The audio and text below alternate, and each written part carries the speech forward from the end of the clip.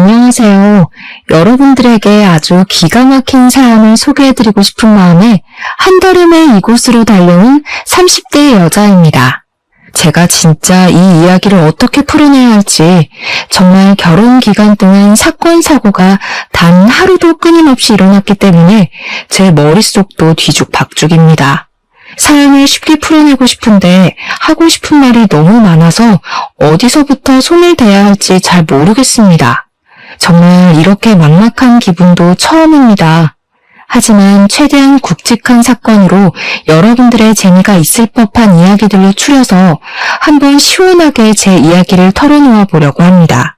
끝까지 제 기가 막힌 이야기들을 들어주시고 여러분들 주위에 혹시라도 이런 비슷한 사람이 있다면 빠르게 손절치기를 바라면서 지금부터 시작하겠습니다. 저는 결혼을 한 지 얼마 지나지 않아서 시모에 대해 완벽하게 파악을 하게 되었습니다. 사실 알고 싶지 않은 부분까지도 시모가 하나하나 알려주었기에 어쩔 수 없이 습득하게 된 부분이라고나 할까요? 저희 시모는 정말 관심병에 정신이 나간 사람이었습니다. 처음 시모를 소개받는 자리에서부터 범상치 않음을 느끼기는 했는데 이 정도로 관심병이 가득한 사람일 거라고는 상상도 하지 못했습니다. 첫 만남 자리에서 너무 화려하게 꾸미고 나타나신 터라 제가 와 대박이다 하는 생각을 하게 되었었는데 그게 저를 만나는 자리라서 꾸미신 게 아니더라고요. 그냥 평소에도 정신나간 사람처럼 그렇게 반짝이에 원색으로 된 원단에 디자인도 어디서 본 적도 없는 이상한 레이스가 잔뜩 달린 옷을 입고 다니셨습니다. 저는 진짜 궁금했던 게 도대체 그런 옷들은 어디서 사오는 건지 그게 정말 제일 궁금했다니까요. 저는 아무리 찾아도 그런 옷을 구할 수가 없었거든요. 오죽하면 제가 밤무대 의상인가 싶어서 그런 의상을 파는 곳까지 샅샅이 찾아봤는데 우리 시모 옷의 퀄리티는 그보다 한 수 위였습니다. 남편과 연애를 한 지 2년쯤 지나서 결혼 이야기가 슬슬 나올 때 그런 시모를 마주치게 되었으니 당연히 저는 결혼을 해도 되는 건가 싶은 생각을 하게 되었습니다. 저런 시모와 함께 길이라도 걷는다는 걸 상상하니까 얼굴을 들고 다닐 수 없을 정도로 쪽팔림이 확 몰려왔거든요. 상상을 해보세요, 여러분. 핫핑크색 원피스에 주먹만한 큐빅들이 전체적으로 박혀있고 어깨뽕은 목까지 올라와 있는데 소매와 치마 끝단에는 파란 레이스가 달린 옷을요. 세상에, 진짜 연극 무대에서도 그런 옷은 튀어서 못 입을 것 같은데 아무튼 저는 시모 때문에 너무나도 사랑하는 남편과 관계가 흔들릴 지경이었습니다. 하지만 저 아니면 죽어도 안 된다는 남편의 말에 홀라당 넘어가서 절대로 하지 말아야 할 선을 넘어버렸죠. 네, 주변의 만류에도 불구하고 결혼을 하게 되었습니다. 친구들은 시모가 결혼식 날 새빨간 웨딩드레스라도 입고 나타나면 어쩌려고 그러냐 하면서 저를 놀려대곤 했습니다. 솔직히 저도 그런 걱정이 안 됐다면 거짓말입니다. 우리 시모에게 결혼식 날에는 한복을 입어야 한다고 신신당부를 했고 신랑 측 혼주 한복은 파란 계열이라고 말씀을 몇 번이나 드렸습니다. 결혼식 당일에 우리 시모가 중전마마들이 입는 한복을 입고 나타났을 때 저는 정말 세상이 무너지는 기분이었지만 그래도 한복으로 구색이라도 맞춰주셔서 감사했습니다. 물론 친구들 사이에서는 두고두고 씹어먹을 수 있는 육포 같은 이야기로 남아버렸지만 말입니다. 결혼 후에 알고 보니 저희 시모는 블로그를 운영하시면서 돈을 벌었던 사람이었습니다. 협찬이나 광고를 받으면서 요란스럽게 블로그에 포스팅을 하고 소액의 현금을 받아 챙기는 소위 말하는 인플루언서 같은 느낌의 여자였다고나 할까요? 그래서 항상 그렇게 화려한 옷을 고집하고 본인이 제일 튀어야 한다는 생각을 가지고 살아가고 있었던 것이었습니다. 아무래도 그렇게 하는 편이 주위의 이목을 집중시키기에 좋고 포스팅을 했을 때 인기가 훨씬 많았기 때문에 본인의 관심병을 최대한으로 발산하고 다닌 거죠. 저는 젊은 사람들만 그런 일을 하는 줄 알았는데 시모가 진짜 인기가 꽤 많았는지 블로그에 방문하는 사람들도 한둘이 아니라 하루에 몇백 명, 천 몇백 명을 찍는 사람이었습니다. 댓글들에 시모 보고 추하다고 욕을 하는 사람들도 있었지만 대부분은 시모의 그런 파격 행보를 응원하고 용기를 얻고 간다는 사람들이었습니다. 시모의 어깨는 나날이 치솟았는데 우리 시모에게 아주 큰 시련이 들이닥치게 되었습니다. 무분별하게 돈을 받고 아무 글이나 대충 써서 올리는 바람에 시모가 엄청나게 키워왔던 블로그가 재질을 먹고 영구적으로 사용할 수 없게 되어버린 것입니다. 그 뒤로 시모는 사이트에 전화를 하고 항의를 하고 블로그를 돌려달라고 있는 힘껏 떼를 쓰면서 매달렸지만 개인의 부탁을 그리 쉽게 들어주겠습니까? 당연히 시모는 아무것도 돌려받을 수 없었고 열이 받는다면서 전혀 다른 사이트에서 다시 한번 SNS 인플루언서 활동을 하기 시작했습니다. 워낙 시모가 특이한 행색을 하고 있다 보니까 사람들이 시모를 알아보고 모여들기 시작했고 방문자 수는 금방 되찾을 수 있게 되었습니다. 사람들이 몰려들었으니까 우리 시모가 무슨 짓을 또 했을까요? 네. 상상하시다시피 또 물건을 팔기 시작했습니다. 이번에는 운영하던 SNS가 이전만큼 큰 곳이 아니다 보니까 시모가 더 마음대로 날뛰기 시작했고 불량품이 가득한 가전부터 시작해서 인증되지 않은 식품을 팔았습니다. 불량품을 팔고 환불을 안 해주는 것은 물론이고요. 인증되지 않은 식품 때문에 알레르기가 나거나 탈이 난 사람들이 한두 명이 아니었습니다. 그 사람들이 당연히 누구한테 따져 물었겠습니까? 시모한테로 연락이 쏟아졌지만 시모는 물건을 판 돈만 받아 챙기고 사후 관리를 하나도 해주지 않았습니다. 본인도 다른 업체를 통해서 물건을 팔았던 것이라고 하면서 본사를 통해서 연락을 하라며 나몰라라 하게 된 것입니다. 피해를 입었다는 사람들 한둘이 아니었고 그 사람들이 전부 시모에게 화를 내며 소송을 걸었습니다. 시모는 순식간에 피의자가 되었습니다. 소송을 당한 뒤에 과대 광고 및 불량품을 판 혐의로 벌금까지 물었는데도 불구하고 시모는 전혀 반성의 기미가 보이지 않았습니다. 물건을 판매하고 얻는 수익이 얼마나 되는지 아냐며 저와 남편에게 훈계를 하기까지 했고요. 별의별 사이트를 통해서 물건을 팔아치우기 시작했습니다. 밀려드는 주문에 시모의 휴대폰은 쉴 틈이 없을 정도였고 당연히 시모는 집안 살림에서 완벽하게 손을 떼고 사치품을 모으는 데에만 집중을 했습니다. 그런데 우리 시모가 법에서 얼마나 자유로운 사람처럼 굴었는지 글쎄 물건을 떼다 팔고 장사를 하면서 사업자 신고도 한 번 안 하고 돈만 챙긴 겁니다. 사겠다는 사람이 늘어날수록 현금 영수증을 끊어달라, 신용카드로 결제할 수 있게 해달라 하는 요구가 늘어났지만 시모는 모르쇠로 일관을 했습니다. 제가 시모에게 사업자 신고를 하는 게 좋지 않겠냐고 했더니 그러면 세금을 내야 하지 않느냐며 절대로 그런 방법으로는 돈을 벌 수 없다고 하더라고요. 한마디로 벌금으로 수백만 원을 내고도 정신 못 차리고 탈세를 하고 있었던 것이었습니다. 일부 고객들의 항의가 심해지고 시모에게 현금 영수증을 끊어달라고 요청을 했다가 차단을 당한 사람들이 또 한마음 한뜻으로 공정거래위원회에 고발을 한 겁니다. 당연히 국세청에서 시모의 자금에 대한 신고를 받고 조사를 하기 시작했고요. 몇 번이 아니라 몇 년 동안 탈세를 한 것이 밝혀지고 말았습니다. 당연히 세금을 거둘 수 있는 빌미가 생겼으니 국세청에서도 시모에게 벌금 내놔, 세금 내놔 하지 않았겠습니까? 한두 번이 아니라 몇 년치의 세금을 때려맞다 보니까 시모에게 정말 어마어마한 벌금이 내려지게 되었습니다. 시모는 갑자기 쏟아지는 벌금에 놀라서 시부에게 저와 남편에게 도움을 요청했지만 저희가 사실 도와줘야 할 의무가 없지 않겠습니까? 돈도 없었고요.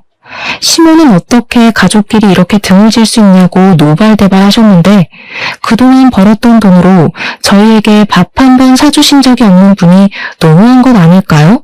오죽하면 나름 효자인 우리 남편까지도 시무한테 그거는 못 도와준다면서 벽을 딱 치고 연락도 받지 않더라고요.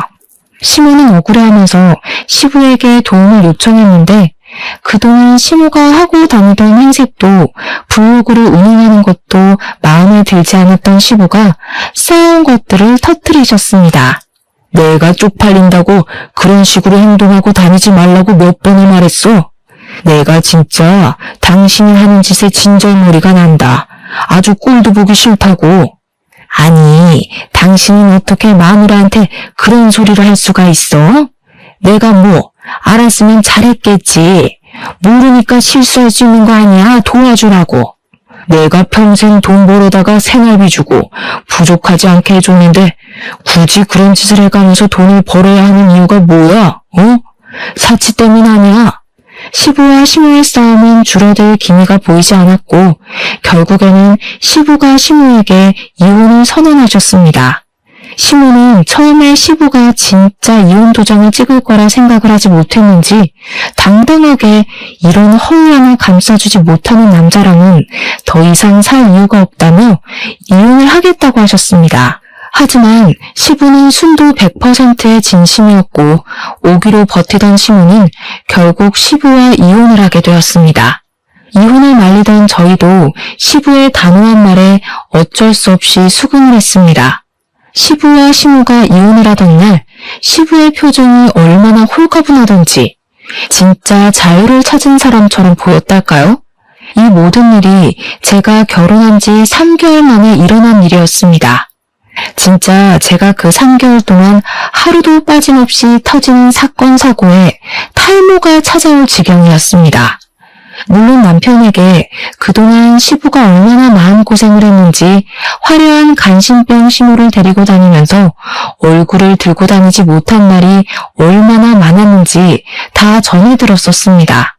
솔직히 속으로는 언젠가 시부와 시무가 이혼을 하지 않을까 하고 생각을 하기도 했었습니다만 그게 3개월 만에 일어나게 될 줄은 전혀 몰랐습니다. 저희 부모님께 어떤 식으로 시부모의 이혼을 전해야 할지도 모르겠고 정말 쪽팔려서 이걸 꼭꼭 숨겨야겠다고 생각하기도 잠시 저에게 아주 기가 막힌 일이 터졌습니다. 그건 바로 시부가 시무를 무일푼으로 자기 집에서 나가라며 쫓아낸 바람에 오갈 곳 없는 시무가 저희 집으로 찾아와서는 당당하게 방을 내놓으라고 하신 겁니다. 어느 날 갑자기 찾아온 시무는 저에게 재앙을 가져다 주었습니다. 도대체 그동안 벌었던 그 많은 돈들이 다 어디로 사라졌는지 궁금했다니까요. 아무튼 저는 당황해서 시무에게 오셔도 왜 우리 집에 오시냐고 했더니 시무가 그러더라고요. 내가 뭐 못 올 때 왔니? 내 아들이 사는 집에서 같이 살겠다는데 뭐가 문제냐고. 시무는 자연스럽게 잔뜩 들고 온 짐을 어디다 풀어야 하냐고 물어보셨고 저는 그런 시무를 멍하니 바라보고 있는데 남편이 대뜸 옆에서 짐을 가져가더라고요. 작은 방에서 지내는 게 좋겠다면서 그 무거운 짐을 턱턱 들어서 작은 방으로 옮기고는 시무 덮고 잘 이불을 가져오라는데 제가 무슨 소리를 들은 건가 싶었습니다. 신혼 5개월 만에 벌어진 일이라 저는 일단 아무런 대처도 할 수 없었습니다. 같이 부대 끼고 산 지 몇 년이 되었다면 제 의견을 피력하기 훨씬 쉬웠을 겁니다. 하지만 결혼한 지 얼마 지나지 않아 터진 소송에 탈세 혐의, 시부와의 이혼, 그리고 짐 싸들고 집으로 찾아온 것까지 제가 감당하기에 너무 벅찼습니다. 저는 당연히 시모가 며칠만 있으면 집을 얻든 아니면 시부네 집으로 가든 어떻게든 처리가 될 것이라고 생각하고 딱 일주일만 참자는 생각으로 버텼습니다. 응당 사람이라면 아들 부부가 사는 집에서 눈치가 보여서라도 오래 못 있지 않겠습니까? 제가 대면대면하게 대하면 시모도 불편함을 느낄 거라고 생각을 한 거죠. 물론 저의 그 모든 생각이 아주 안일한 생각이었다는 걸 뒤늦게 깨닫게 되었지만 말입니다. 여보, 나랑 상의도 없이 어머님을 집에서 지내라고 하면 어떡해? 내가 불편할 걸 생각도 안 해봤어? 당신이야, 당신 어머니지. 나한테는 시어머니야. 우리 엄마 SNS 중독자인 거 몰라서 그래. 신경 쓸 거 하나도 없어. 그냥 엄마 알아서 할걸?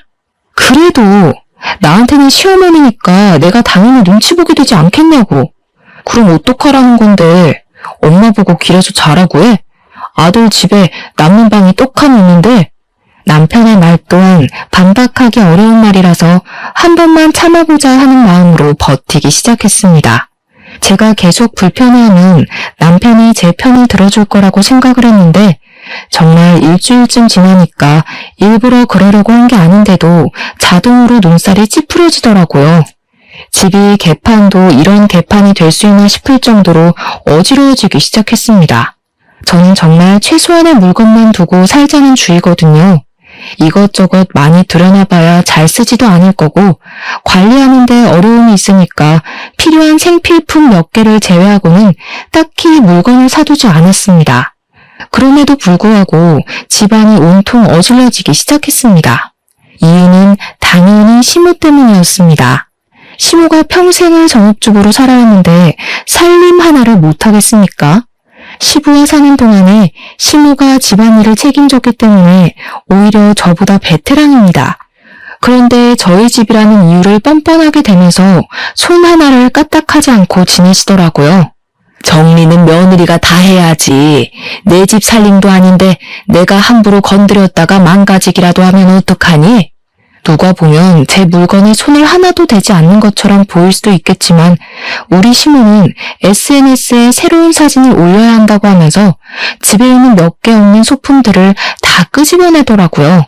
제가 예쁜 그릇을 모으는 취미가 있었기에 그릇이 꽤 많은 종류로 다양하게 있었는데 시모가 그걸 귀신같이 알고는 자꾸 그릇을 꺼내서 사진을 찍는 겁니다.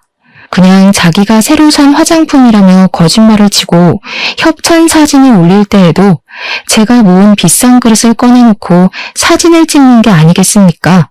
그릇이라는 게 싼 건 또 싸지만 비싼 건 진짜 헉소리나게 비싸지 않겠습니까?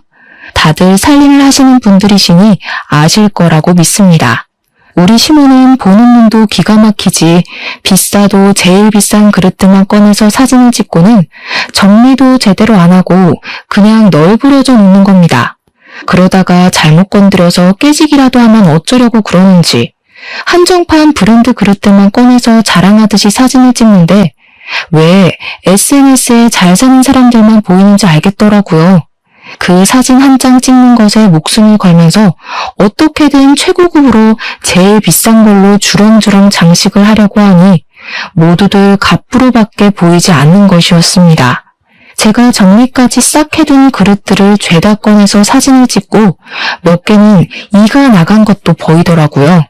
다른 건 몰라도 제 취미생활을 건드리니 제가 열이 받았습니다.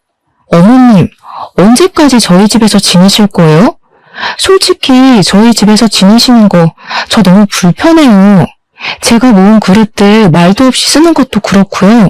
저거 저도 아까워서 그냥 구경만 하는 그릇인데 며칠 전엔 없었던 이가 생겼더라고요.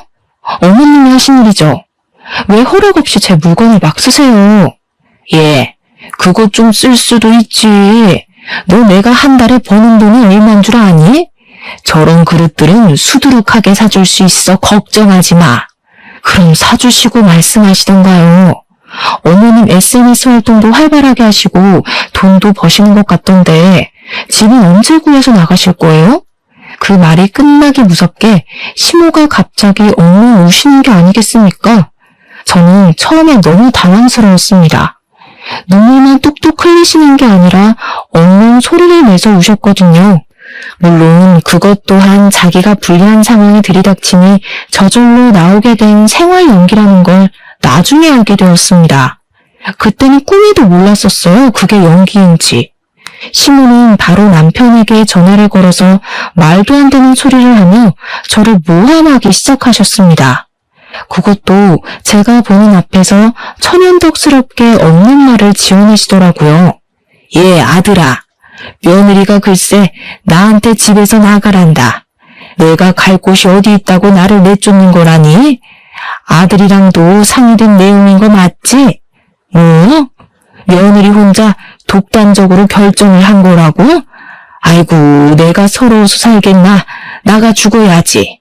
그날 저녁에 퇴근하고 돌아온 남편이 저를 붙잡고 성질을 팍팍 부리는 겁니다. 그도 그럴 것이 신우가 틈만 나면 남편에게 전화를 걸어서 며느리가 나를 내쫓는단다, 나보고 나가란단다, 나는 어디서 먹고 자냐면서 난리를 쳤거든요. 우리 엄마 보고 집 나가서 살라고 했어? 어떻게 우리 엄마한테 그런 소리를 할 수 있냐? 우리 엄마가 불쌍하지도 않아? 돈도 잘 버시는 것 같은데 집 언제 구하실 거냐고 물어본 거야. 나가라고 한 적 없어. 그리고 불쌍? 눈치 보면서 하루 종일 집 치우는 나는 안 불쌍하니? 너한테나 너네 엄마지. 우리 엄마가 만약 이런 상황이었으면 사위 눈치 보여서 집에 찾아오지도 않았을 거야. 남편과 제가 냉전을 하게 되면서 시모는 제가 한풀 꺾인 것이라고 생각을 했는지 더욱더 날 뛰어다니기 시작하셨습니다. 인플루언서 생활을 하면서 알게 된 친구들이 한둘이 아니더라고요.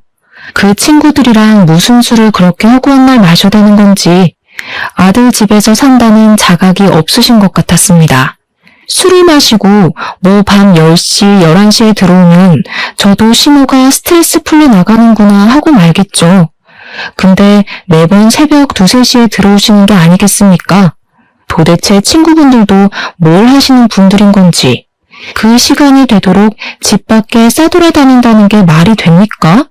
그것도 나이도 지긋하신 분들이. 더 기가 막힌 건 말입니다. 우리 시모의 술버릇이 고성방가를 지르는 것이랍니다. 집에 와서 새벽 2, 3시에 샤워를 하면서 노래를 불러대는데 오죽하면 아파트 경비실에서 안내방송이 나오더라니까요. 새벽에 샤워를 하면서 노래를 부르는 일을 멈춰달라고 말입니다. 제가 남보기 부끄러워서 얼굴을 들고 다닐 수가 없었습니다. 정말. 저도 다음날 출근을 해야 하는 사람인데 시모가 매번 고성방가를 질러대니 잠이나 푹 자겠습니까? 남편은 한 번 자면 업어가도 모르는 사람이라 푹 잘만 자더라고요. 그것도 너무 짜증나고 괘씸하게 느껴졌습니다. 제가 결국에는 귀마개를 사서 귀에 꽂고 잠을 자기 시작했습니다. 거기다가 맞벌이라는 자각도 없는 것인지 반찬 투정도 미치도록 하시더라고요. 집안일은 여자가 해야 된다는 사상은 언제쯤 버릴 건지 저한테 잔소리. 그렇게 제가 하는 일이 시원치 않으면 시모 본인이 직접 하면 되는 일인데도 저한테 모든 일을 미루고 시키셨습니다. 너네는 맞벌이 부부식이나 되면서 돈이 궁핍하니? 고기 좀 사 먹자. 고기 좀 구워와봐라. 어떻게 된 게 집에 햄도 하나 없니? 내가 참치 통조림이나 먹으면서 버텨야겠어? 너네는 나에 대한 배려가 전혀 없다. 도대체 나이가 몇 갠데 아직도 햄만 찾으면서 반찬 투정을 한단 말입니까? 이런 시모와 수십 년을 함께 살았던 시부가 존경스럽게 느껴질 정도였습니다. 두 분이 이혼을 한 이후에 제 삶이 완벽하게 달라졌다고 말해도 과언이 아닐 정도였으니까요. 저는 그날 이후로 항상 냉장고에 햄과 소시지를 사다 놓기 시작했고 언제든지 시모가 간단하게 먹을 수 있는 반찬들을 구비해야 했습니다. 남편과 시모는 저의 노력을 어느 날부턴가 당연스럽게 생각했고 제가 일이 바빠서 준비를 하지 못하는 날에는 둘이 동시에 저에게 투정을 부리더군요. 물론 투정을 가장한 빈정거림이었기에 저의 인내심에는 한계가 찾아왔고 저는 더 이상 참아야 할 필요성을 느끼지 못해 눌러 쌓아둔 것을 터뜨리기로 결심했습니다. 그 뒤로 타이밍만 보면서 남편과 완전히 냉전인 상태로 지내고 있었습니다. 집도 반반, 결혼 딱딱 맞춰 했는데 왜 시모를 모시고 살아야 한다는 건지 어이가 없었죠. 제가 전생에 나라를 팔아먹은 이완용이었나 생각까지 하게 되었습니다. 분명 연애하고 결혼을 결정할 당시만 해도 이런 일이 생길 거라고는 상상도 못했으니까요. 제가 언젠가 터뜨리려고 눈치만 보고 있는데 우리 시모는 그런 분위기 파악조차 못하는 건지 무슨 택배를 허구한 날 시켜대는 게 아니겠습니까? 제가 이 많은 상자들은 다 뭐냐고 시모한테 은근히 눈치를 주면서 돈 있으면 물건 사는데 사치를 그만하고 집을 구해서 나가라는 식으로 둘러 말했습니다. 그러자 시모는 저에게 이 제품들은 전부 돈 주고 산 게 아니라 협찬을 받은 거라고 하면서 SNS에 올려줘야 하는 물품이라고 하더라고요. 협찬은 개뿔. 누가 명품 액세서리를 협찬으로 준단 말입니까? 시모가 연예인도 아니고 정말 모든 사람이 다 알만한 유명인도 아닌데요. 자기 돈 주고 샀는데 그 돈 어디서 났냐고 제가 추궁할까봐 거짓말로 하는 걸 제가 모를 것 같았나 봅니다. 세금을 때려맞은 이후로 SNS에서 물건을 파는 일도 그만두었는데 도대체 무슨 돈이 생겨서 사치를 부리는 건지 상당히 궁금했던 시기였습니다. 그날도 어김없이 택배가 수두룩하게 도착을 했고 시모가 택배를 다 뜯은 뒤에 사진 촬영을 한다고 물건을 그릇 위에 올리다가 그릇을 깨물었습니다. 제가 제일 아끼는 한정판 브랜드 그릇으로 한 개에 지금은 100만 원 호가하는 제품이었기에 저의 인내심은 완전히 바닥이 났죠. 브랜드 값만 몇십만 원이라더니 그릇은 쓰레기나 다름없네. 이렇게 쉽게 깨져? 어미야, 와서 이것 좀 치워라. 저는 뻔뻔한 시모의 작태를 참기 힘들어 그 길로 뒤도 돌아보지 않고 시부를 찾아가서 그동안 저희 집에서 있었던 모든 일들을 낱낱이 고했습니다. 제 이야기를 전부 전해들은 시부는 부글부글 끓어오르는 화를 숨기지 않으며 저희 집으로 가자고 하셨고 저는 시부와 함께 집으로 돌아왔습니다. 남편이 퇴근하고 돌아왔는지 시모랑 같이 TV를 보면서 과일을 처먹고 있다가 시부와 제가 함께 들어가니 놀라서 벌떡 일어서더라고요. 시모가 시부를 보고 입을 삐죽이면서 여기는 왜 왔냐고 물어보며 은근히 다시 집으로 불러주기를 기대하는 것 같았습니다. 이 망할 요팬네가 이혼할 때 내가 애들한테 민폐 끼치지 말고 원룸이라도 얻어나가라고 보증금 줬어 안 줬어? 근데도 이런 짓을 해? 응? 아들 부부 보기 부끄럽지도 않아? 허구한 날 사고만 치고 도대체 그 보증금은 어디다 썼길래 여기서 이러고 있어? 아들 부부까지 이혼시키고 싶은 게야 지금? 알고 보니까 이혼을 할 당시에 시부가 집을 나가라고 하면서 시모에게 원룸 하나를 얻을 수 있는 보증금 3천만 원을 줬다는 겁니다. 그렇게 좋아하는 SNS 장사를 하든 말든 마음대로 하라고 이 돈 받고 끝나는 거라고 하면서 저희 부부의 집에 민폐를 끼치지 말라고 신신당부를 했대요. 하지만 시모는 그런 모든 걸 싹 입씹고는 그 3천만 원으로 되지도 않는 사치를 해대면서 저희 집에 눌어붙고 있었던 것이었습니다. 시부가 저희 집에 와서 제가 앓던 속까지 시원하게 긁어주시는데 시모가 당황한 건지 뭔지 아무 말도 하지 않고 가만히 있더라고요.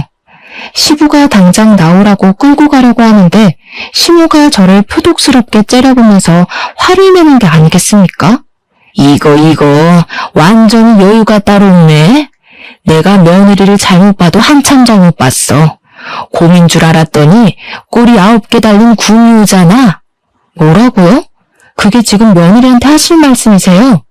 저는 어머님이 왜 이혼당했는지 이제야 정확히 알겠네요. 이 인연이 뭐가 어쩌고 어째? 시엠이 무서운 줄 모르고 지금 뭐라고 한 거니? 내가 이혼을 당한 게 아니라 이혼에 협의를 한 거야. 누구한테 명령거리는 거예요? 우리 집에 와서 어머님이 한 게 뭐가 있어요? 청소를 한번 해줬어요? 빨래를 한번 해줬어요? 제 그릇 깨먹고 저보고 치우라고 하셨잖아요.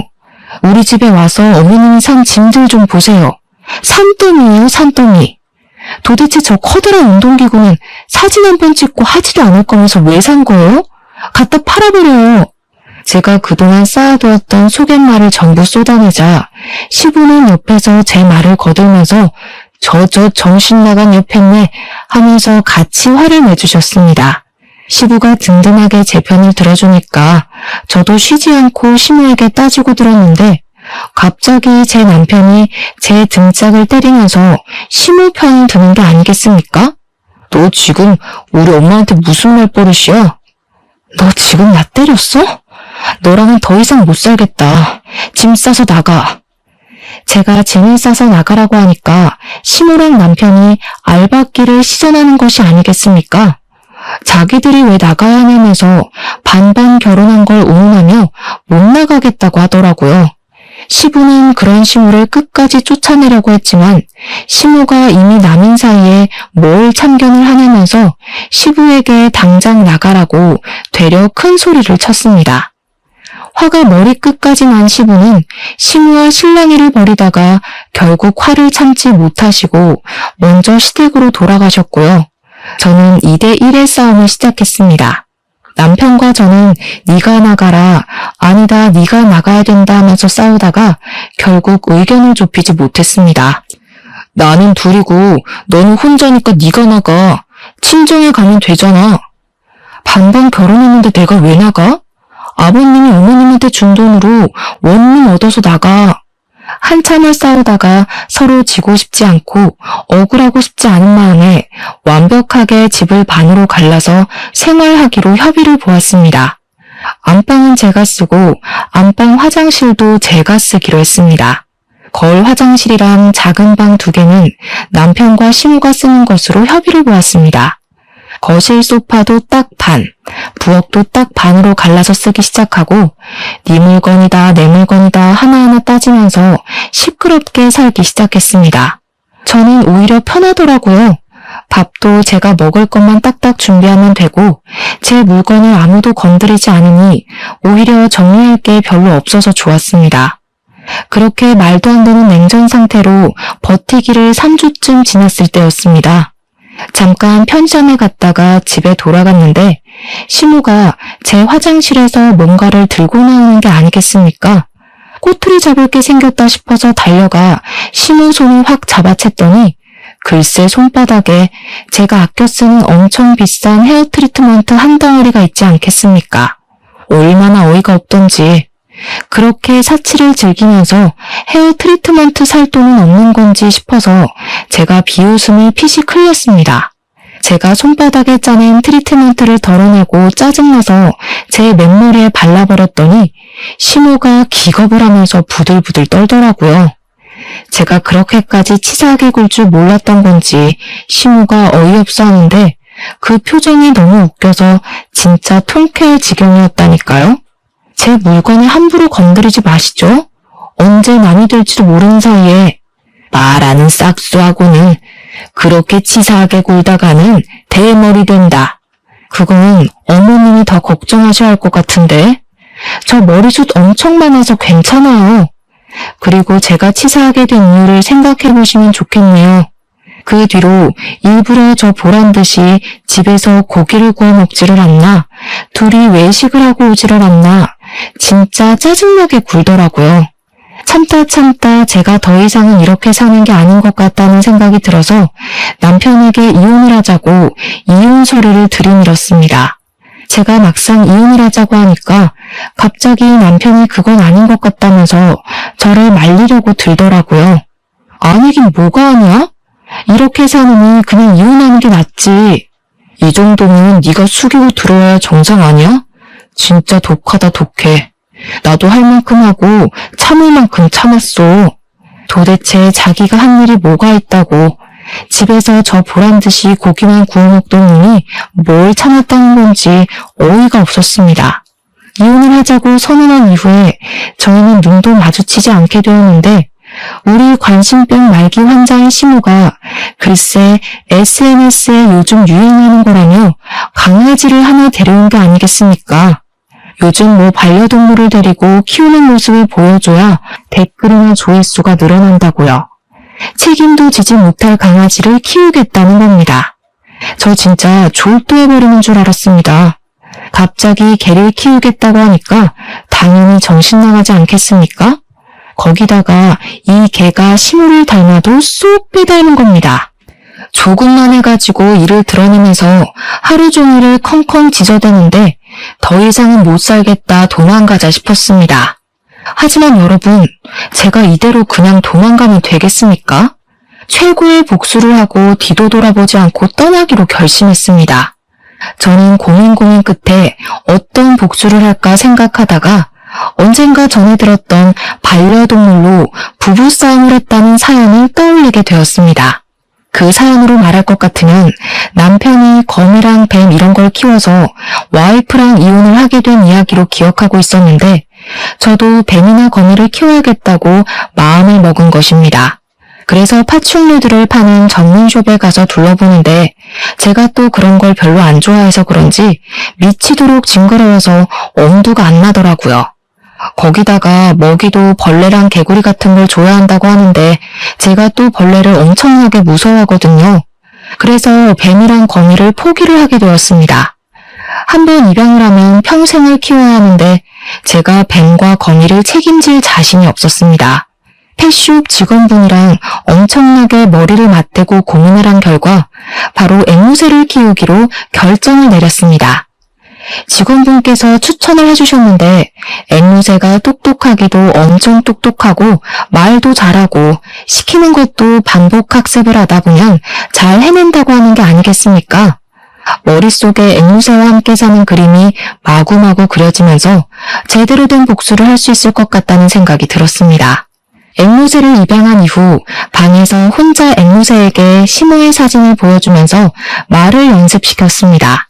처음에는 제대로 해내지 못하던 앵무새가 글쎄 3일이 딱 지나니까 시모 사진만 봐도 큰 소리로 욕을 하기 시작하더라고요. 그래서 보란듯이 거실 제 소파 자리 옆에다가 앵무새의 집을 설치했습니다. 시모는 제 앵무새를 보더니 별짓 다 한다면서 깔깔거리면서 비웃더라고요. 제가 발끈하려던 그 순간 갑자기 앵무새가 시모를 보면서 소리를 꽤 질렀습니다. 썩을 년, 저 썩을 년, 썩을 년, 저 썩을 년. 제가 시모의 사진을 보여주면서 연습을 시킨 보람이 드디어 빛을 발하게 된 것입니다. 앵무새가 시모를 향해서 고개를 까딱이며 썩을년 썩을년 하니까 시모의 표정이 딱딱하게 굳어서는 앵무새한테 저게 지금 뭐라고 하는 거냐며 분노를 금치 못하더라고요. 제가 썩을년이라고 할 때마다 간식을 주었더니 저에게 간식을 달라고 날갯짓을 하는데 어찌나 속이 시원하고 귀엽던지 바로 앵무새에게 간식을 전해주면서 시모에게 웃으면서 말했죠. 동물도 원래 좋은 사람, 나쁜 사람 구별한다고 하잖아요. 그 이후에 또 사이다 같은 일이 펼쳐졌습니다. 저희 시모가 약간 탈모가 있으시거든요. 그래서 제 헤어 트리트먼트도 몰래 가져다 쓴 거였고요. 하지만 유전자의 힘이 워낙 강하지 않겠습니까? 저희 남편 또한 탈모의 증상이 서서히 나타나고 있었고 앞머리부터 벗겨지기 시작하더라고요. 30대 후반의 나이가 되니까 바닥에 떨어지는 머리카락의 양도 늘어나고 M자 탈모가 눈에 띄게 진행이 되고 있어서 남편은 병원에서 탈모약을 처방받아서 먹고 있었습니다.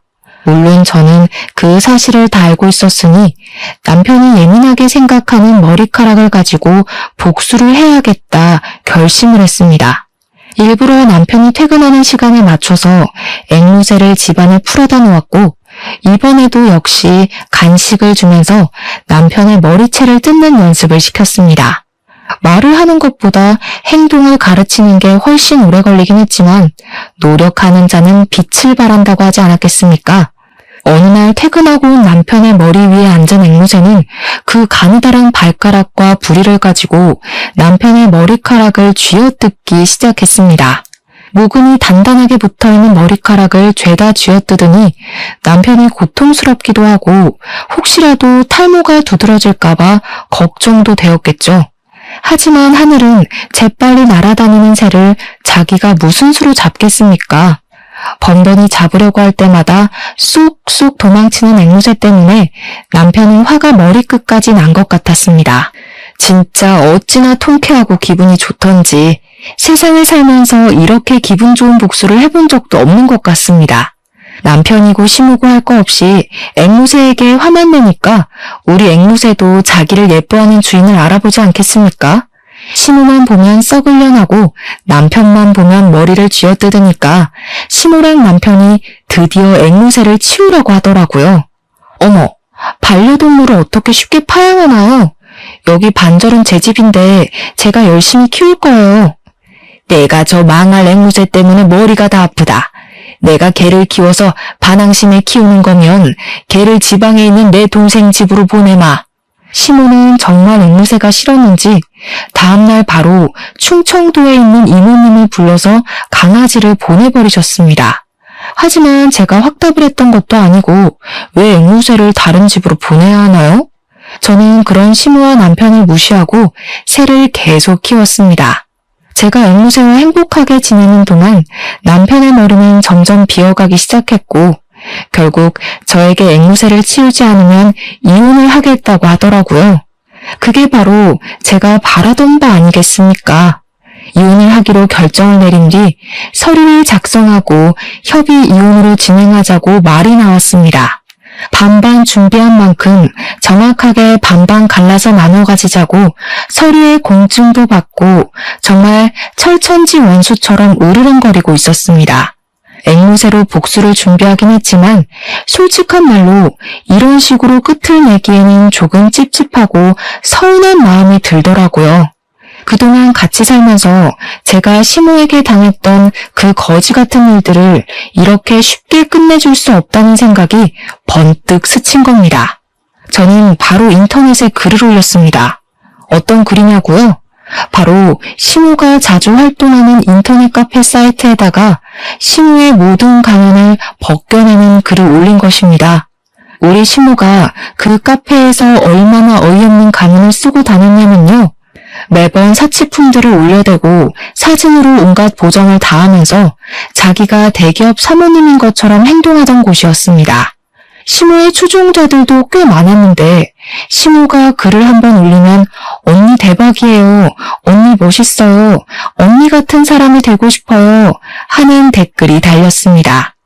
저는 당연히 우리 시모의 추악한 본 모습을 보여주겠다는 일념 하나로 엄청나게 상세한 저격글을 올렸습니다.